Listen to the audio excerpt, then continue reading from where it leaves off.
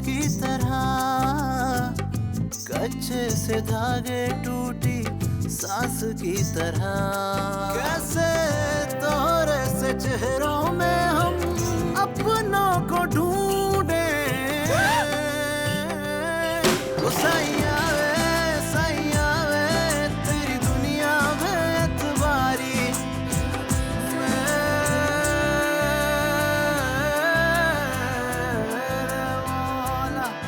मैं सारे डॉक्यूमेंट, सारी रिपोर्ट्स निकालनी होगी, क्योंकि मैं देखना चाहता हूँ कि आखिर अंकल के बिजनेस के साथ हुआ क्या, आखिर हकीकत क्या है।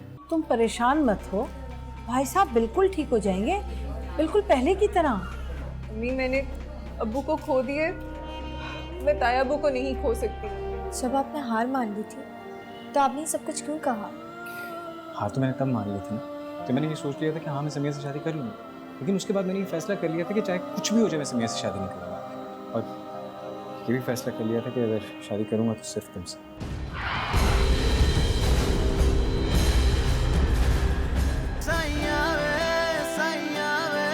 तेरी दुनिया में एतबारी। सब आप समझने की कोशिश करें, भाई साहब असल में बार बार जिसका नाम ले रहे हैं ना, उनकी हालत उसी की वजह से हुई है। प्लीज़ डॉक्टर साहब, उनका जो बेटा यहाँ मौजूद है, आप उससे इस बात का जिक्र ना करें कि वो बार बार शहीद का नाम ले रहे हैं। असल में ये हमारा ख़ानदानी मसला है। शहीद लाख बुलाने पर भी यहाँ नहीं आएगा। ये कैसे हो सकता है? और ये कैसा बेटा है कि अपने बाप की ऐसी हालत में भी नहीं आएगा?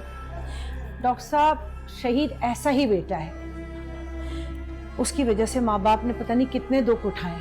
इंतहाई खुदगर्ज और नाफरमान बेटा है। असल में भाई साहब उसी की वजह से इस हालत पर पहुंचे हैं। हम तो किसी को बताते भी नहीं हैं कि उनकी इस हालत का जिम्मेदार शहीद है। तो क्या हम इस हालत में भी उनकी बात नहीं मानेंगे? डॉक्टर साहब, अगर आप उसे बुलवाएंगे या उसे फोन करेंगे तो ये बात दोनों भाइयों में दुश्मनी का सबब बनेगी, क्योंकि शहीद ना तो आएगा और ना ही वसी का फोन उठाएगा। ये किस किस्म का बेटा है? अरे यहाँ पर तो अस्पताल में अपने दूर के रिश्तेदारों का भी लोग पास रखते हैं।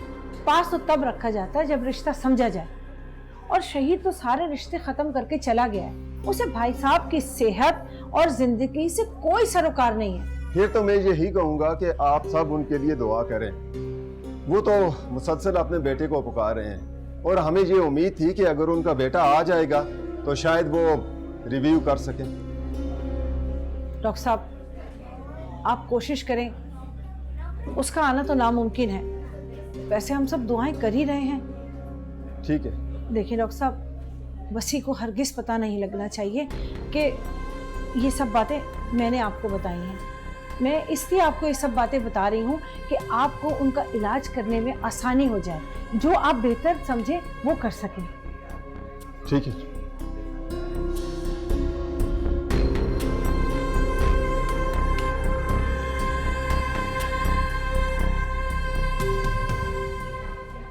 भाभी के इंतकाल के बाद फहीम भाई ने अकेले सब कुछ संभाला था।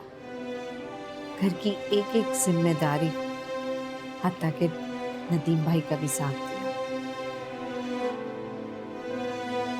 ये सारी चीजें जो है ना, भाभी ने ही शुरू की थी, क्योंकि वो बहुत अच्छी औरत थी। उनकी नेचर ही ऐसी थी। यकीन करो रायमा, अगर वो जिंदा होती ना तो तुम्हारे इतने नाज और नखरे उठाती कि तुम्हें हैरत होती। जब सीमी की शादी हुई थी ना, तो 6 महीने तक किसी भी काम को ना हाथ लगाने नहीं दिया था। हर काम उसको हुआ हुआ मिलता था। अपनी बहू समझ लिया था बिल्कुल उसे। फिर पुप्पो ने तो बहुत आराम से जिंदगी गुजारी होगी। नहीं, सीमी अलग मिजाज की है। वो इस बात पे भी उलझने लगती थी कि मुझसे कोई काम नहीं कराती, किचन में हाथ बटाने नहीं देती है, मुझसे ही चिढ़ने लगती थी। ये क्या बात हुई अम्मी? सीमी शुरू में तो कुछ दिन अच्छी रही थी, लेकिन कुछ दिन बाद उनसे चिढ़ने लगी। वो भी अजीब है, कोई किसी की मोहब्बत के बदले कैसे उससे चिढ़ सकता है? सीमी तो फिर सीमी है। भाभी तो उसके बच्चों से भी बहुत प्यार करती थी। शहीर और वसीम बाद में थे और अरबाज और समिया पहले थे। पप्पू के रवैये से उन्हें तो बहुत ज्यादा दुख हुआ होगा ना। नहीं, भाभी शिकवा करने वाली औरत नहीं थी। जिसने जो भी कहा मुस्कुरा के खामोश हो जाती थी। आगे से कभी भी बुराई नहीं। अच्छा अम्मी ये बताएं कि वो दिखने में कैसी थी? बिल्कुल शहीर थी। शहीर शक्ल और मिजाज में अपनी माँ पे गया। और भाई साहब ने जो ये सब कुछ इतने अरसे से संभाल के रखा हुआ है ना, ये सब कुछ भाभी की वजह से हुआ, क्योंकि शुरुआत उन्होंने ही की थी।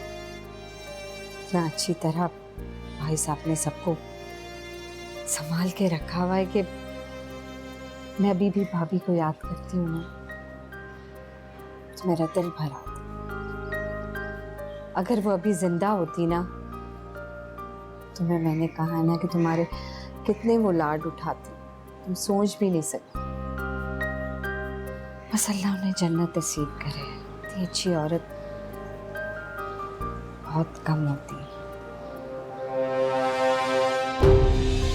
शहीर क्या हुआ? शहीर क्या हुआ? रास्ते में एक्सरे नहीं है। हाय इधर लाओ जल्दी, रायमा जल्दी से पानी लेकर आओ।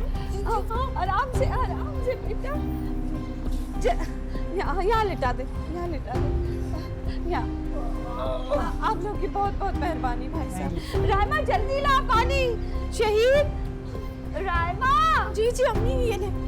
उठाओ उठाओ उसको। शहीद उठाओ बच्चा प्लीज। ये पानी पी लो, पानी पियो।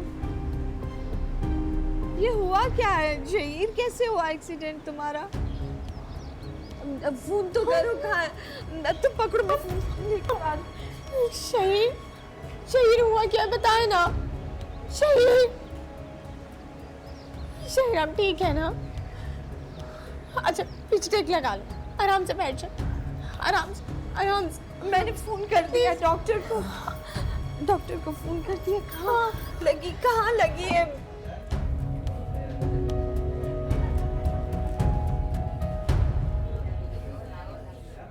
चाची डॉक्टर से कुछ कहा? कैसी तबीयत है अब्बू की? हाँ बेटा ठीक है, बस उन्होंने दुआ करने के लिए कहा है। ऑपरेशन हो रहा है।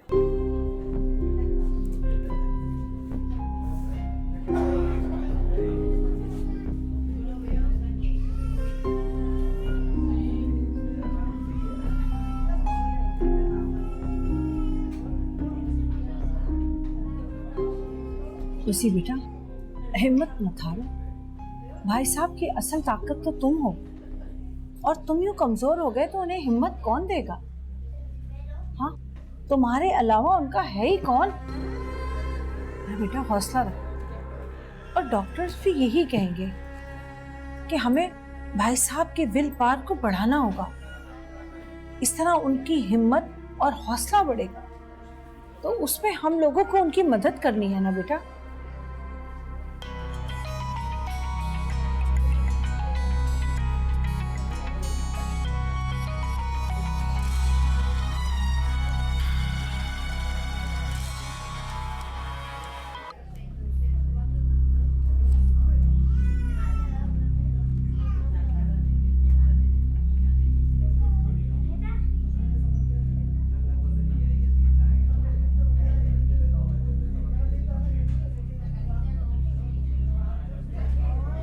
देखो वसी, ऐसे उदास बैठने से क्या होगा?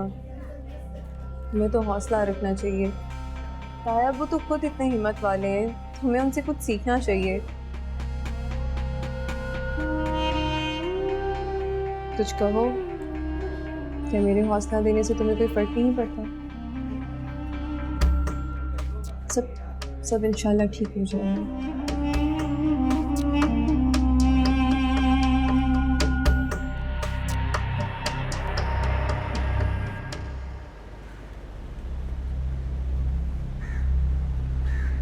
और लड़के, ऐसी कौन सी खुशखबरी मिल गई जो बड़ा मुस्कुरा रहे हो? खबर पे नहीं, बेखबरी पे हंस रहा हूँ। समिया अपने शौहर के साथ बैठी है, लेकिन फिर भी मुझे मैसेजेस की जा रही है। अब उसके शौहर की बेखबरी पे हंसू नहीं तो और क्या करूं? बेचारा समिया का शौहर। कुछ उसके शौहर की बेचारगी और कुछ आपके बेटी की दीवानगी का। ओहो बेटा, ये इश्क तो तुम्हारी खुट्टी में है। माशाल्लाह से तुम्हारे अब्बा अल्लाह बख्शे, वो भी बहुत ही माहिर थे इस बात में। बस आप देखती जाएं, अगर मैंने अब्बा का रिकॉर्ड ना तोड़ा। पता नहीं कब, भाई मैं कब से इंतजार कर रही हूँ, मगर तुम्हारे मसले हैं कि खत्म होने का नाम नहीं ले रही। पता नहीं मुर्गी कब देगी सोने का अंडा। बहुत जल्द। और उस जल्द का ताल्लुक उसके ताया से है। मेरी तो अल्लाह से दुआ है कि उसका खड़ूस ताया अस्पताल से वापस ही ना घर आए। हॉस्पिटल चला गया ना, तो बस फिर और आगे भी चला जाए। अल्लाह करे कि ये जल्द से जल्द हो जाए। मैं तो बाजार पे जाके मिठाई बांटूंगी। तो फिर समझे अम्मा के हमारे मिठाई बांटने के थे ना। वाकई?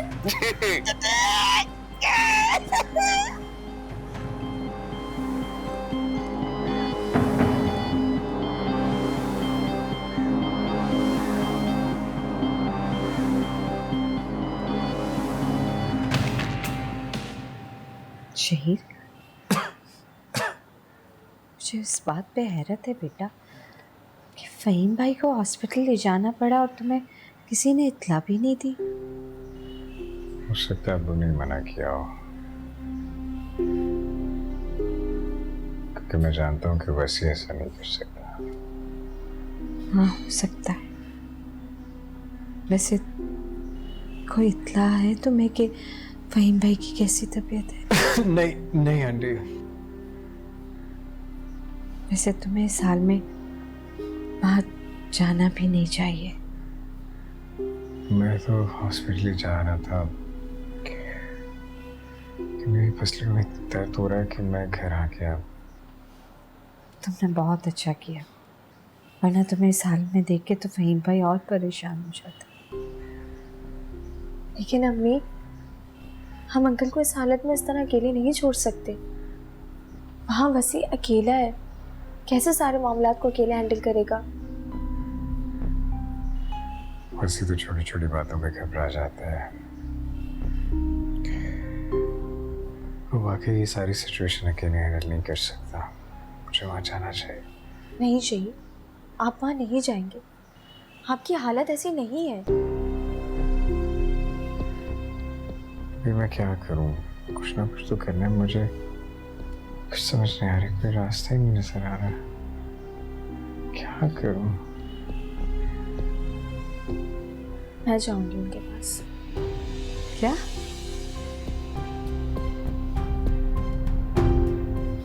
तुम? हाँ, परेशान ना हो।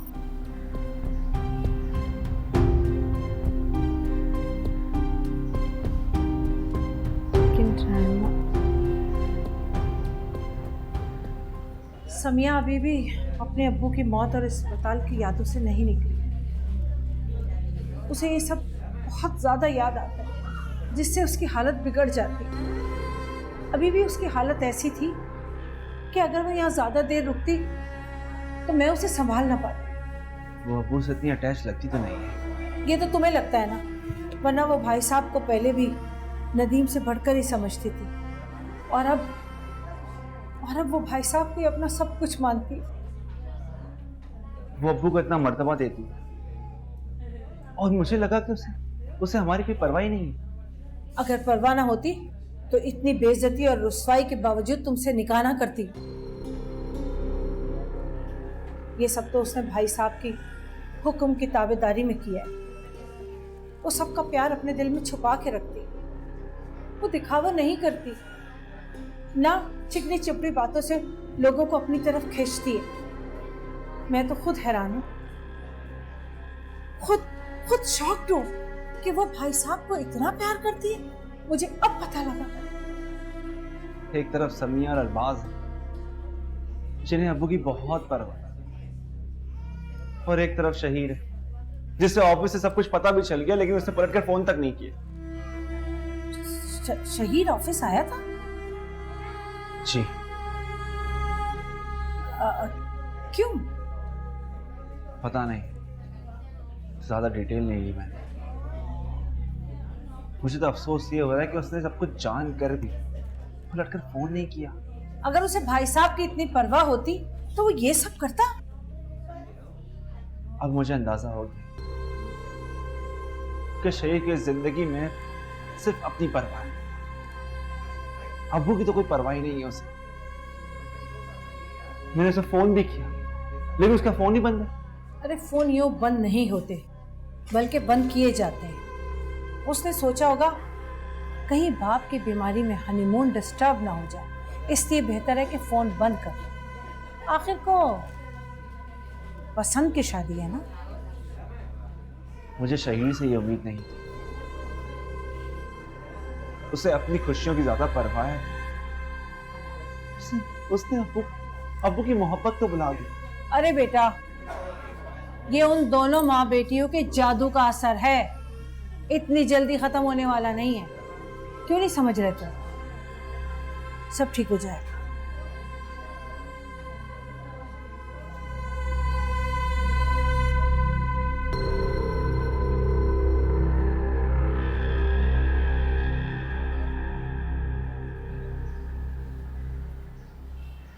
रहमा, शहीर को तुम्हारी ज़रूरत है बेटा।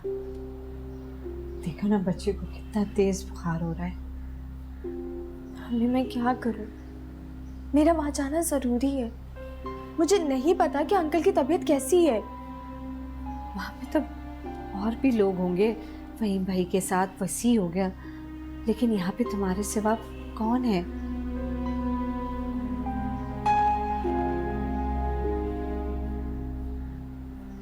बच्चे का बुखार बहुत तेज हो रहा है।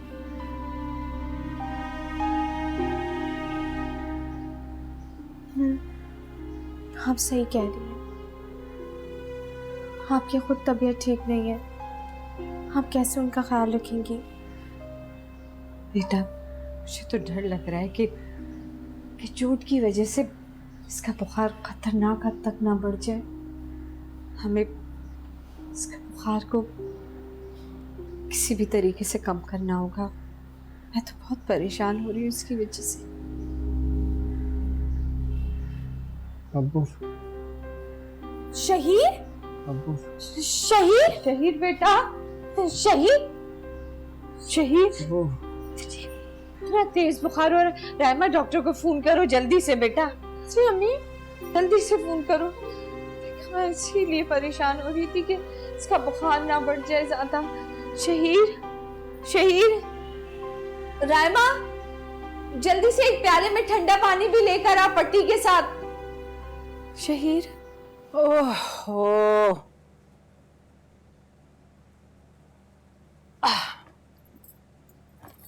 शुक्र है आप आ गई, नहीं तो जैसा आप एक्ट कर रही थी मुझे लग रहा था आप वहीं रहेंगी। अरे तौबा करो, जो हो गया वही बहुत है। अरे मैंने तो शाम से ही कहना शुरू कर दिया था कि समिया घर में अकेली नहीं रह सकती। आपका लाडला वसी वो वहीं रह गया क्या? वो तो बिल्कुल बच्चा ही बना हुआ है। वो तो वसी के दोस्त आ गए थे, सारा मलबा मैं उन पर डाल कर आ गई। एक वहां रुक गया वसी के साथ, दूसरे ने मुझे ड्रॉप दे दी। ओह, वैसे हालात क्या हैं? जिंदा रहने के चांसेस भी हैं कि नहीं? डॉक्टर तो कोई खास पुरुमीद नहीं है, लेकिन हमारे लिए एक दफा होश में आना भाईजान का बहुत जरूरी है। शहीर के आकनामे पर एक दफा साइन कर दें, उसके बाद चाहे अगले मिनट मर जाएं, किसको परवाह है? क्यों? ले, आ गई वसी की कॉल। कहीं मरने की खबर ना दे दी हो। है? अभी से क्यों फोन कर दिया? उठाओ तो सही, उठाओ।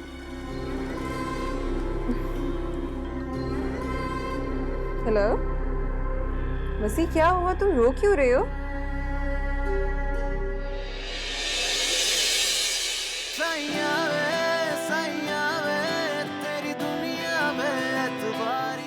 सारी रात बर्फ की टिकोर करने के बाद अब आपका बुखार उतरा है। कल रात डॉक्टर भी आए थे, आपको दवाइयाँ दी थी उन्होंने। तुम्हारी यहाँ आने की हिम्मत कैसे हुई?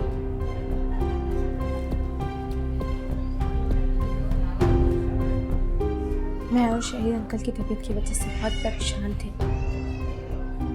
और मेरे पास यहाँ आने के सिवा कोई और रास्ता नहीं था। ये सीन तो मैं बिल्कुल भी नहीं मिस कर सकती, बल्कि मेरा बस चले तो मैं सीन की वीडियो बना लूँ। हाँ, पता तो चले समिया नदीम के साथ किसी ने बुरा किया और उसका मैंने ये हाल कर दिया।